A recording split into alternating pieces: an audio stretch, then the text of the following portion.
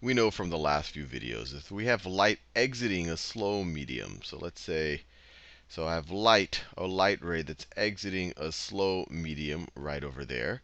And let me draw, this is its angle, its incident angle right over there.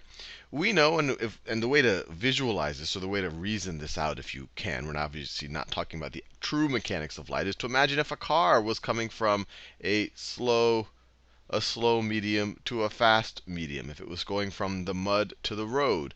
If the car was moving in the direction of this ray, the left tires are going to get out of the mud before the right tires, and they're going to be able to travel faster. And so this is going to move the direction of the car to the right. So the car is going to travel in a direction like that, where this angle right over here, this angle right over there, is the angle of refraction. And if this is a slower medium than that, if this is a fast medium over here, we get theta 2 is going to be greater than theta 1. Now what I want to ask, or what I want to figure out in this video is there some angle, depending on the two substances that the light travels in, where if this angle is big enough, because we know that this angle is always larger than this angle, that the refraction angle is always bigger than the incident angle, moving from a slow to a fast medium, is there some angle, if I were to approach it right over here, if I were to approach at this angle, let's just call this theta 3, is there some angle theta 3 where that is large enough that the refracted angle is going to be 90 degrees, if that light is actually never going to escape into the fast medium? And if I had an incident angle larger than that, so if I had an incident angle larger than theta 3, so let's say I had an incident angle like that, and so whatever that is, then that the light won't actually even travel along the surface. It definitely won't escape. It won't even travel on the surface, but it'll actually reflect back. So you actually have something called total internal reflection. And to figure that out, what we need to do is figure out at what angle theta 3, do we have a refraction angle of 90 degrees? At what angle theta 3 do we have a refraction angle at 90 degrees? And then that angle, that incident angle, is going to be called our critical angle. Because if you have an angle anything larger than that, then you're actually not going to have refraction. You're actually not going to escape the slow medium. You're just going to reflect at the boundary back into the slow medium. So let's try to figure that out. And I'll do it with an actual example. So let's say I have water. Let's say this is water. It has an index of refraction of 1.33. And let's say I have air up here. And air is pretty darn close to a vacuum. And we saw this index of refraction is 1.00029 or whatever. But let's just, for sake of simplicity, say its index of refraction is 1.00.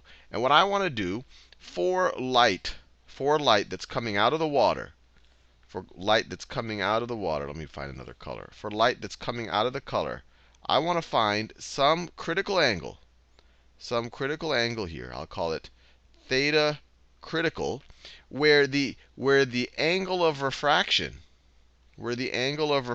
is 90 degrees, where it will actually never escape. So where this right over here, this is 90 degrees. And so if I have any incident angle less than this critical angle, I will escape.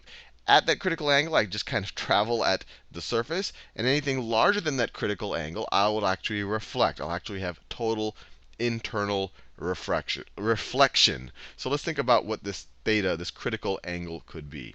So we'll just break out Snell's law again. We have the index of refraction of the water, 1.33, times the sine of our critical angle, times the sine of theta critical, is going to be equal to the index of refraction of the air, which is just 1, times the sine of this refraction angle. So times the sine of 90 degrees. Now, what is the sine of 90 degrees? And to figure that out, you have to think about the unit circle. You can't just do the SOHCAHTOA, because this is actually why the unit circle definition is useful. But if you think of the unit circle, if you go 90 degrees, we are now here on the unit circle. And the sine is the y-coordinate. So this is a unit circle. So that is a 1. That's a 1 right over here. So the y-coordinate when you're right over here is 1. So this right over here is going to be 1. So if we want to figure this out, we can just divide both sides by 1.33. So we get the sine of our critical angle is going to be equal to, well, this is just 1. This is just going to be 1 over 1.33. 1.33.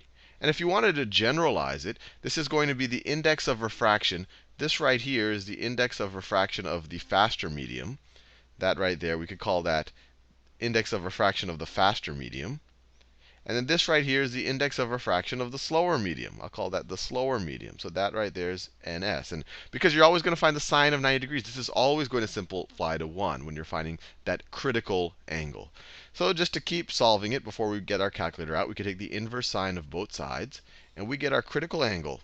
Our critical angle is going to be the inverse sine of 1 over 1.33. And we can just get our handy TI-85 out again. Let's get the TI-85 out. And so we just want to find the inverse sine of 1 divided by 1.33. And we get 48 point, we'll just leave it at 48.8 degrees. So this right here, so our critical angle is 48.8 degrees, which tells us, so this right here is 48.8 degrees, which tells us if we have light leaving water at an incident angle of more than 48.8 degrees, it actually won't even be able to refract. It actually won't be able to escape in the air. It's actually just going to reflect at that boundary. If you have angles less than 48.8 degrees, it will refract. So if you have an angle right over there, it will be able to escape and refract a little bit. And then right at 48.8, and this is, I've rounded a little bit, but right at that critical angle, you're just going to travel, you're going to have a refraction angle at 90 degrees, or really just travel at the surface of the water. And this is actually how fiber optic cables work. Fiber optic cables are just, you can almost just view them as kind of glass pipes, and the light is traveling. The angle of the incident angles are so large here that the light will just keep reflecting within the fiber optic. So if this is the light ray, they travel at larger than the critical angle. So instead of escaping into the surrounding air or whatever, it'll just keep reflecting within the glass tube. Allowing that light information to actually travel. So anyway, hopefully you found that reasonably interesting.